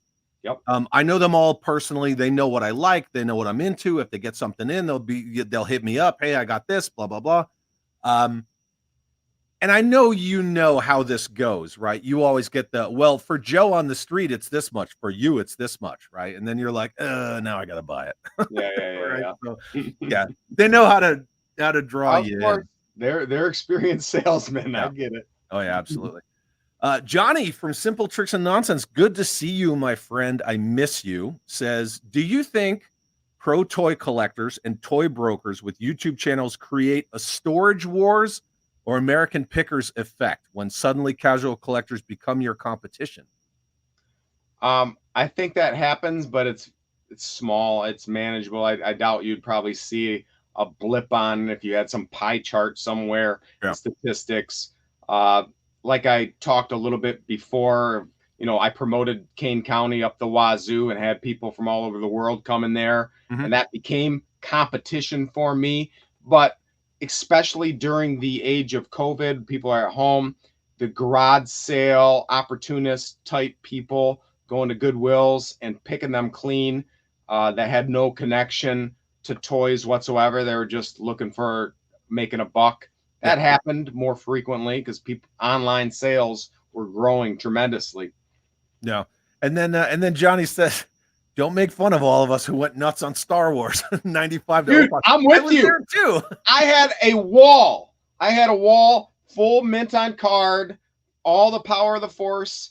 I had the short saber, the long saber for Obi-Wan. The short saber and the long tray, and then the long saber and the long tray. Everyone thought it was going to be these giant, but that's the reason why these things and original 1979 Star Wars are worth money. It's because no one kept them. Yeah. Everyone kept the Star Wars from the 90s figures. Yeah. And supply and demand. I've told this story numerous times that I was active duty in the Army, right? So I served from 93 to 2000. Then I was out for 10 years and then I came back in. So I was on active duty then. And I went to my first line leader and I said, hey, I want to get a part-time job at Walmart working in toys just so I can buy these Star Wars figures. Yes. And he was like, what? And I was like, look, man, like I love toys. I love Star Wars. Like I just want to go do it. And he was like, just don't miss any movement. Don't miss any formations. Like, and I was like, cool. And so I got a part-time job just to buy those figures. And I remember we got a case and I was putting them out and I saw that chase figure Leia and I was like, pooh, that's mine. So I was that guy in 95. Retirement. Yeah. I was that guy in 95, like all the Target employees were with the Cobra Island Joe stuff, like, oh, Major Blood. Haha, that's mine. Yep. So I was totally that guy. I've heard of that happening. People getting jobs just to get first dibs. But I've never actually talked to someone who have done that. Yeah. Awesome. Mr. Madgus is here. Everybody's here now. Payne's Toy Samples, Chris Yeager. Good to see all of you. Thank you for being here. George Aiken says, in the UK, you might get 700 for a Terrordrome. Most of my I wouldn't pay somebody 700 for a Terrordrome. The dudes, the big buyers that buy bulk from me are all international. Argentina, Portugal, all the UKs, everywhere over there, some Japan. People go, the prices that I list things for and I'm willing to ship international where most guys won't, they buy from me constantly. Yeah. And they pay good prices. Right. Photo Viper says, where I'm at, Terrordromes are unicorns. You never see one in real life under $1,000. Yeah. So I'm going to throw out my phrase that I love to say, individual results may vary. I like that. Because we don't know. I don't want to say I stumbled across it because I got it at a toy show, but the store, one of the 3 stores in my area that had this item, I would always go in there and see it. And I'd be like, nah, I don't collect Star Wars. I don't collect Star Wars. I don't collect Star Wars. But then we were at that toy show and then there it was, that freaking boxed Death Star. And so the ma'am's like, there it is, just get it. And I walked up and I'm like, 2 questions. How much is it? What's the completion percentage? And he's like, it's 100% complete, foam and all. I'm like, nice. Okay. Yeah, so I bought it. Sweet. Oliver says, Justice, have you purchased any sought after vintage toy figures, vehicles, or play sets in thrift stores or yard sales? Oh, man. So I've been yard sailing since I got a driver's license, and I wasn't flipping toys back then because I didn't realize there was a market for it or anything. I was primarily in oddities, antiques, and whatnot. That was my wheelhouse. So then when I got back into toy collecting 12-ish years ago and realized, holy crap, these suckers are worth money, that's what became my new hunt. And you got to go to and I love garage sailing. That thrill of the hunt. I've been garage sailing, like I said, since a kid. I did it as an adult. Yeah. I do it less and less now because I don't need to. I still find a rush to it, but it takes over 100 garage sales just to find that one figure. And the big gems, few and far between. Few and Right. far between. Not enough for monetary value and time. I still go because it's the what if factor, but in networking, because I always ask the person, hey, do you got any video games? Do you got any vintage toys? And they'll go, you know what? I think my nephew does, and I leave my phone number. Those have become fruitful, but finding them randomly at a garage sale, no. Yeah. Shane says the best thing I got at a yard sale was a complete AT-AT for $10. Yeah, that's good. Can't go wrong with that. And Plus, they look it up. Everyone looks up what the value is these days. And then there's an interesting shift, because now that whole thrill of the hunt, I guess, again, we could say individual results may vary, because some people live in areas where you see in these Facebook groups, because you're in the same groups I'm in, where they show the boys action aisle in Target, and it's just stocked. And I'm like, man, you must be living in Wonderland with Alice, because I don't see that. Yep. And some people, they get their thrill of the hunt from Target, others from Walmart, some from both. Maybe they just live in areas that are well stocked, but I get my thrill of the hunt from brick and mortar collectible stores and not thrifting and stuff, but not yard sales, but Goodwills. Yeah, like swap meets and stuff. Yeah. Yeah. Oh, absolutely. Goodwill too. Yeah. Goodwill. And I've found a couple things here and there, like at a Goodwill, I found a Beast Wars in the box Transformer, and that's like a $60 thing I got for $5. But that took me how many times of going to Goodwill? Yeah. Look at yeah. Mikey says, I remember getting my Ghost Striker X-16, arguably the best aircraft from 82 to 94, with Ace version 3 at a garage sale when I was a kid. I didn't have to bed my dad too hard for it. Beg. You need beg. Beg. Yeah. You didn't have to beg your father, Michael. Yeah. I'm telling your dad you said that. And then Brandon asked, Justice, do you still do any Star Wars stuff, whether it's vintage figures or modern day vintage collection, or just G.I. Joe focused more these days? No, I still love Star Wars, like the vintage movies, even the modern movies. I follow all the new stuff that's coming out with Disney, so I have a nostalgic connection to Star Wars. I don't toward the vintage figures, other than the monetary value of finding them. I have some in my collection. The only one I had as a kid was Yak Face. So not Yak Face. Oh, I wish it was Yak Face. He's the super rare one out of Canada. Hammerhead, which is just a weird, the Authorian. Yeah. So I'll grab those here, there. But like when I picked up that G.I. Joe collection that I mentioned earlier, I picked it up 2 days ago. Massive, awesome, beautiful G.I. Joe collection.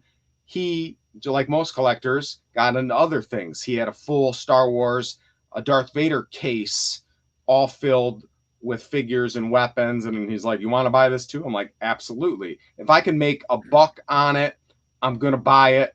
And some of those I enjoy, and I'll stick them over around.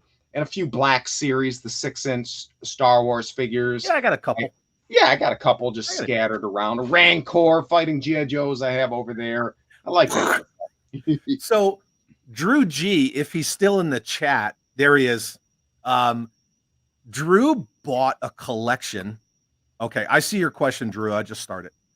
Drew bought a collection from somebody, and a couple of us went on his channel with him, and he was opening it live, and it was like me and Scuba Pete and a couple other guys, and we're like, oh, what's in there? What's in there? What's in this?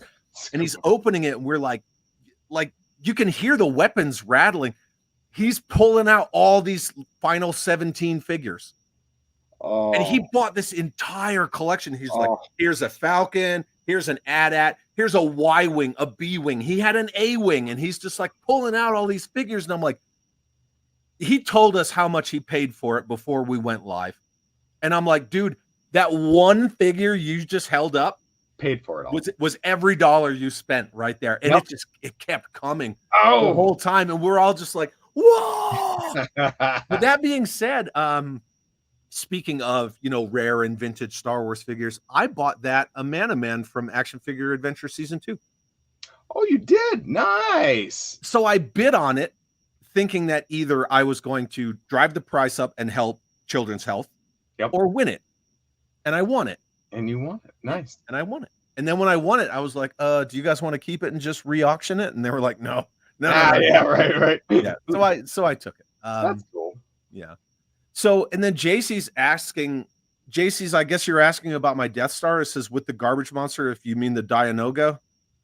I didn't know that the Dianoga was $100 by itself. No, but it's a complete Death Star. The swinging chain, the whole 9 yards. Yeah, maybe I don't know what the playset's worth, but the Dianoga figure itself is probably in the $30 range. I'm guessing. I don't know what the phone. It's really 45, you idiot. I'm like, shit, come on. I'm actually, Justice, you're incorrect, dummy. Oh, you don't realize, because I don't plan my YouTube videos, my lives. I just shoot from the hip constantly, and I'll talk for an hour about a million different things.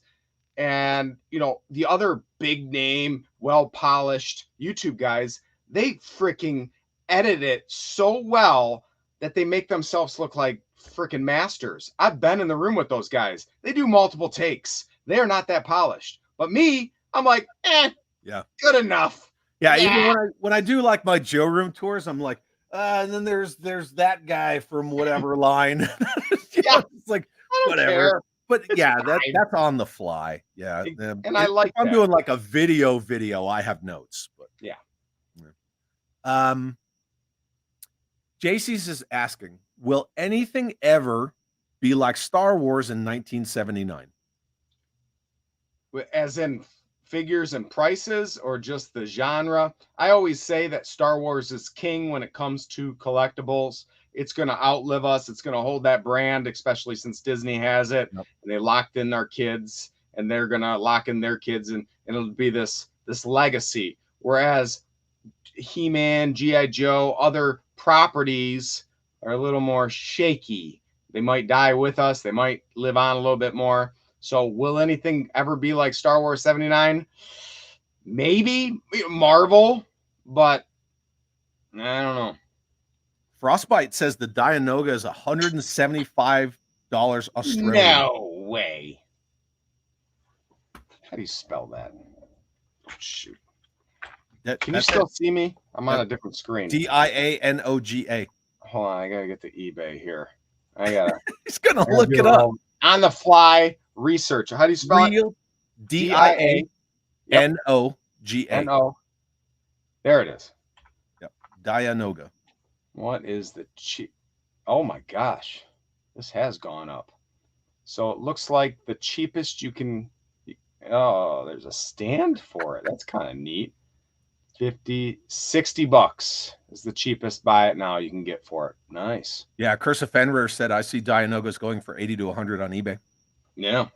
Maybe the $60 buy it now one has a condition issue or something. My Dianoga's in good old shape. See, my brain is still with 2019 prices. See, same with me. And somebody's like, "Oh yeah, Terradrome." I'm like, 300 all day, and they're like, no.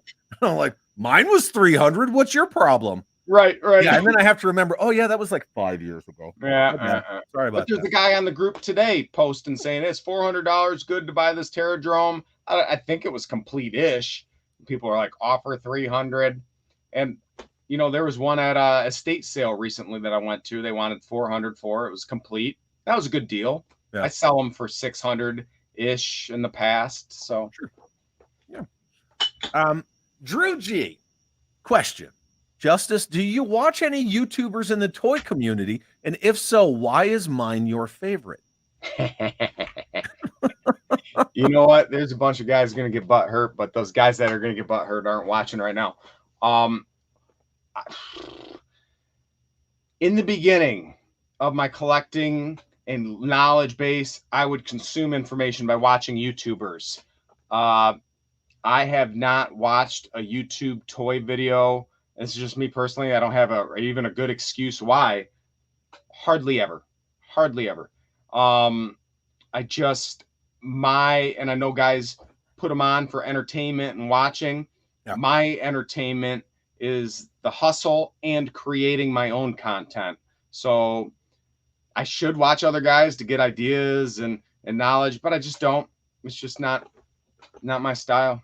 I missed out. And people send me links daily. Oh, I'm daily. sure. Be on my YouTube channel. Watch this YouTube video. What do you think of this YouTube video? And I always say, I go, I get 20 messages a day with 20 people wanting 5 minutes of my time. Yeah. I barely have enough time for my own family. So if people ever get a little butthurt because I'm short with them, it's just, they'll send me these giant narratives. And if they're hurting, they're going through struggles, they have questions about my faith, I'll talk with them. But they're like, what's your favorite G.I. Joe character? I'm like, dude, you got to watch one of my videos. I can't get into that. I don't know you. I love you. We're in this toy community together, but time is my most precious commodity. And I don't have enough time to watch other YouTubers or experience talking with enough people. And I used to. Yeah. But that's the nature of, that's just how it goes. You get busier, and our personal lives, they, not only do they require and demand more attention, like that's our personal lives. That's where we should be, kids, putting the most attention. We've got a 17-year-old, we got other stuff going on. And I'm kind of like you in the respect that I'm worried about my own content, obviously, because that's what we're doing right now. But at the same time, I don't have the hustle. So I take in content and I put out content. That's just, that's kind of where my life is right now. And my content used to be once a week. Like that was my goal. And I pumped out videos once a week. And I never monetized my YouTube channel. And I just did it for the love of toys. I was like, I don't care if I get 5 subscribers. I'm just doing it for me. And that was a very freeing thing because as content creators, and I've talked to all the big names and had heart-to-hearts, and they're drinking beers, and really deep down, we're obsessed with view counts and algorithms and all these things because you're doing this because you want people to watch it and enjoy your art and creativity. Yeah. But I went, I can't be controlled by that, and it's this tug of war that I have. But then my time gets more invested in the hustle to make money, to support my family, to buy more toys, and my more artistic expression and like talking with you is the community of talking to another collector. It feels like you're in my room right now. Yeah, absolutely. And other people watching get to enjoy it as well. So that's fun for me. There's no benefit other than just personal sharing this adventure. Yeah, I totally agree. Wesley says it's nice to see you here. And George Aiken has to go. Thank you for being here, George. Always appreciate you. He is one of those guys in the, I like to say, fellowship of the Dollies instead of toy community. But he's one of those guys. He shares his passion. He sends people toys. Every time George sends me something, he sent me a fantastic box for Christmas with some rare Action Force stuff. And he sends me British chocolate.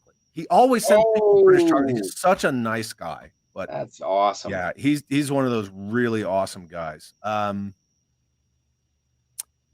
Destro's Desk, another awesome channel. Sorry if this was asked. Justice, did you ever have a time where anxiety kicked in while trying to find a certain figure, vehicle, etc., and you had to pump the brakes and reevaluate what you were doing? And I've talked a little bit about this, but I'm normally not a high strung, but a high energy. My brain is, so I have a lot of anxiety. That stuff kept me alive in law enforcement because I'm in these chaotic, crazy split-second decisions. Yeah, you're fight or flight all day. Fight or flight all day, and it was very difficult even to turn that off. And even after a year and a half of being away from that, it's slowly cortisone level, all this stuff going down, but my brain is always in that mode of go, go, go. And I get it from my dad, and that's how he was, just always working. Very little downtimes. So as far as anxiety looking for a certain figure, vehicle, not really, because I know those opportunities will come again. My frustrations come from investing large amounts of time for deals that don't end up coming to fruition, such as people backing out. And I freaking go on blast and You blast blast people all the them. time. I blast people I all the always, time. every for time I wasting my see time. one of your blast videos, I'm like, yes, there's another. Oh yeah, Oh, yeah. because it makes guys that watch those videos that go, ooh, I probably shouldn't do that in the future. So it's for a way for me to vent, and it's a PSA to tell these other knuckleheads that might be going, ooh, that's not a good idea. That's not good business practice. Yeah. Case in point, 2 weeks ago, guy goes, he's a good customer. He's buying constantly from me. It's like, I got these 10 sideshow figures for sale. You want to buy them all? I'm like, yep. Pictures. I research them all. We settle on the price. He goes, yep, that's a good price. I'll get them shipped out to you. Then a week goes by. Then 2 weeks. I'm like, I'll give you a shipping label. I'll send you a box. Like, what do I need to bend over backwards to get to the finish line? Right. Then he starts going, you know what? I'm going to see if I can get more money from someone else. And he's a freaking fellow law enforcement officer. I blasted him. So I didn't publicly because he's in law enforcement. I Sure. had some professional courtesy. Right. But in the message, I'm like, dude, a man's only as good as his word. And you backed out after I spent an hour going back and forth with you. You waste my time. That is not cool, man. That is not cool. And he just crickets. So Sure. that's where my anxiety and frustration come from, of people that are leeches on my time, and then there's no fruit. Like this, I don't care about my time with you because it's fruitful, it's interaction, it's fun. Yeah. But those kind of things, bleh. And that's it's time and effort you're never going to get back. Right. Yeah, absolutely. I like this comment from V Conley, who's a super awesome guy. I'm learning a lot from Justice, especially learning the how to help other people enjoy collecting. Yes. And I'm telling you, when I do videos, the things that keep me going on videos, and I know it's probably weird sounding, but the comments, the words of encouragement. Yeah. I did the Daily Bread today and got 2 guys messaging me saying, hey, what you said struck a chord with me. I'm going through something. That makes me go, all right, I'm on to something. I'm not just doing it to create content. Yeah, I like doing those videos too, of look at this toy, look at this artistic, but helping people, showing people real life things, learning about toys, that's where I fill my bucket. Yeah, and it's really cool. And for anyone who's hanging out who's never done business with Justice, he will send you little pieces of his Justice Cury tape. He'll send you cool little brochures like this. And see, the cool thing is I can pay this forward.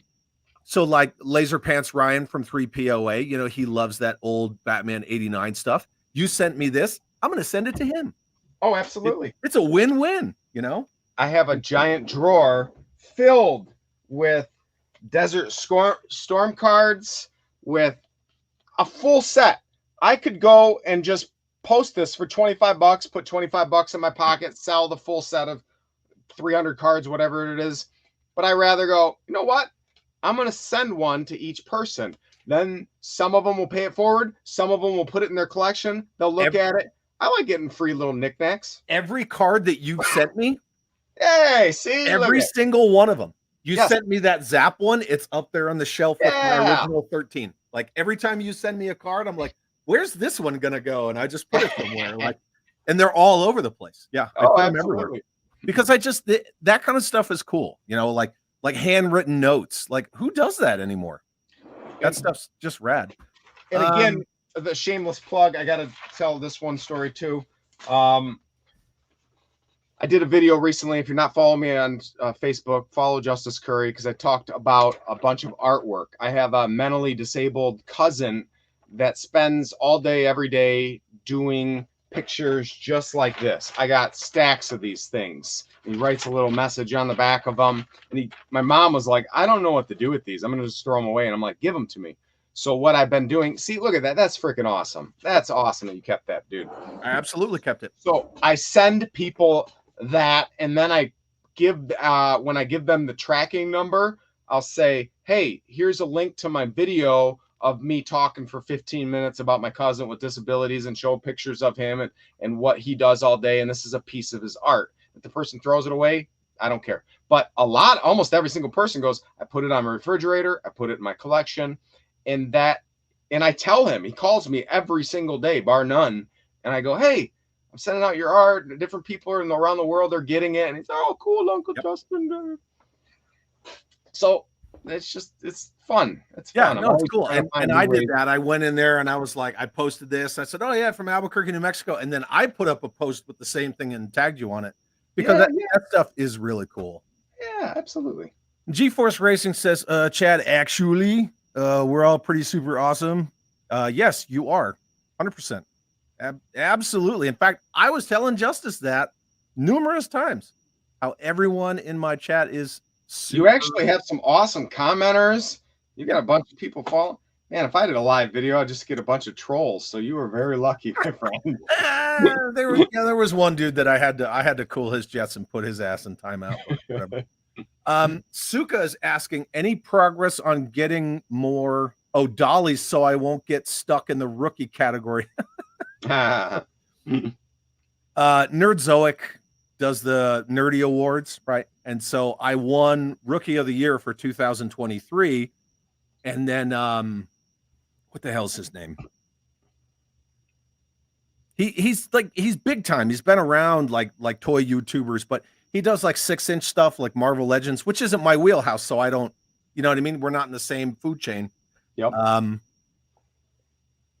Somebody in the chat, tell me what that dude's name was. But anyway, so he presented the Rookie of the Year to me, and then he said, I need to get more figures. And I'm like, oh, so like the 1,100 and change that I have isn't enough? All right, whatever. But oh my goodness.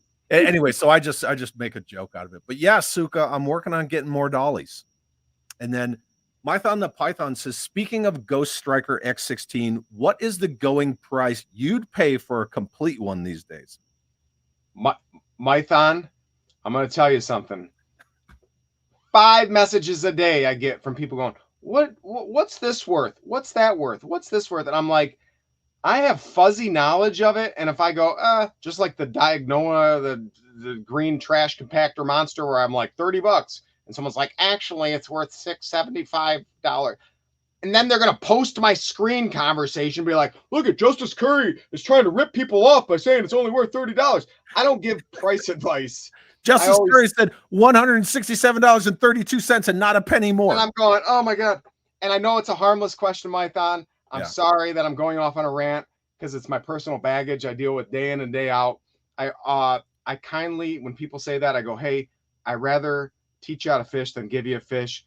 I got to do the same thing you got to do. Look on eBay, hit the sold button, look at the average prices, try to get a comparable value. And that's roughly your price of bidding value. I don't look at the buy it now values. So as far as the Ghost Striker, I couldn't tell you. I don't know if it's worth $70, $100. I don't know. Yeah. And Mython, there's also the complete loose or the, sealed in the box. So that's big difference.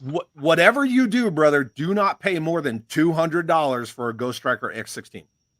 Do not. No. So that I will give you a generic ceiling and then you just kind of walk it in, right? It's like a plunging fire. You just got to walk it in from there. Hey, Shartimus Prime. That's who it was. Yes, Shartimus. Yeah. Which I just don't know who he is. It's not a negative. It's just not, not my deal. He was at PowerCon. I saw him there. Yeah, I'm sure he probably was. And then Curse of Fenrir says, I love that Chad can't remember the get more figure guy. It's not, again, it's not a negative. I couldn't remember about so many things and our brain's going a mile a minute. I'll forget my freaking neighbor's name. Like it's just that's what it is, because you and I are talking, we're trying to be engaging and stay on topics, and I'm looking at the chat and I'm starring things and but yes, I couldn't remember Shartimus Prime. Not enough bandwidth or whatever. Something in our brains. Attention spans are called spans for a reason. Yeah. This guy. We were chit-chatting about this dude. Hey, Jay, what's up, buddy? I love you, Jay. Thank you for being here. Jay, you got to rewatch the whole thing. There's like a half-hour segment in the beginning where we talk nothing about you, or no, the whole time we talk about you. and there's The whole time. funny, hilarious stories. So rewind this whole video, rewatch it, and you're gonna see epic Jay talk. All the Bardo love, and there's some love sprinkled in there for McZob as well. I invited Jay. Oh, nice. I did invite Jay because you haven't seen Jay in a minute. That's right. Matt Noon sends a $5 super chat. Thank you, Matt. Always appreciated. It says, Chad Justice, thanks for the chat. Got kicked out so my daughters can play Fortnite. Struggle's real, man. Sorry, brother. Yeah, the struggle is real. That's why I have a game room and then I have a dolly room. Yeah. Hey, it's Jay, the Cobra hoodie guy. Jay was on one of the Toy Talk Wednesdays or Sunday, whatever. He was on a live stream with me and a couple other guys. It's Jay. It's freaking Jay Bartlett, right? Yeah. And from my perspective, people who don't know, like you or Bardo, or like certain other people, I'm like, what friggin' planet do you live on? Anyway, but again, that's just my perspective. And some guy in the chat was like, anyway, so that Cobra hoodie guy, and Jay was wearing, his blue hoodie. His blue Cobra zip up. Yeah. And Jay's like, hey, Chad, can you highlight that comment? Anyway, whatever. It was pretty funny. So, I think we're good. But Jeff Butler, another totally rad guy, says Justice clearly gets it. Toys can be business and just stuff, but whatever their value, they are a connection to one another, whether in the past or present. Lots of fun, but the connections matter. Yep. They're the glue of friendships. They're a conversation piece. They're a nostalgia piece. They're a display piece. There's several things, but in the end, they're just plastic. They're just things. Some people assign monetary value. Some people don't care about that, but the photographing, the art, the talking about, the collecting, the process. I could be at the slot machines. I could be watching football. Some sports event. This is where this is my wheelhouse, my fun place, my relaxing zone. That's one of the reasons why I like going to cons and toy shows and things like that, because it doesn't matter what you're into or where you're from or, your socioeconomic background or anything like that. If you walk up to a vendor's table and you start talking to this vendor, first of all, if they're toy people right off the bat, right? Immediately, But you're talking to other people who are looking for what are you looking for? Oh, I'm looking for this. Oh man, I saw that like 5 booths over there. And like, everybody's out for everybody. They're not just like, this is mine. Yeah, they're not like that. And I can't stand those types of people. It doesn't matter if it's Joe Fest or something local. I hit up friends and I'm like, hey, are you looking for something? Is there anything you want? Do you want this con exclusive? Do you need this? Do you need that? And that's the kind of stuff that I like fostering. Absolutely. Not this social media argumentative BS. That's all fake. Yeah. I think that stuff's fake, because in person, one, those people will never behave like that toward you. Right. And two, even if they would, I would just turn around and walk away. Like, I have no time for that. I don't need to like prove my manhood and like fist fight you in a con that I spent $2,000 to attend. Right. This stuff is just dumb. You know what? Hold on 1 second. Yeah, Lilith. I was caught up with the chat when your stupid comment popped up. I have this thing about always getting behind on my chat, but not tonight. Tonight I'm good. Rasta Fabian says, I have a monkey-faced Leia from Power of the Force 2. Is she worth 2 pennies now or 3? You know what? I just checked on her last week on eBay. She's actually worth 5 pennies, so she's gone up a little bit. So, hey, hold a little bit longer. I think you might be able to squeeze 2 more pennies out of her. Probably, yeah. And then Drew G says, Justice, you will have to come on one of my live streams one day. There you go. And I'm always invited. Thanks, Drew.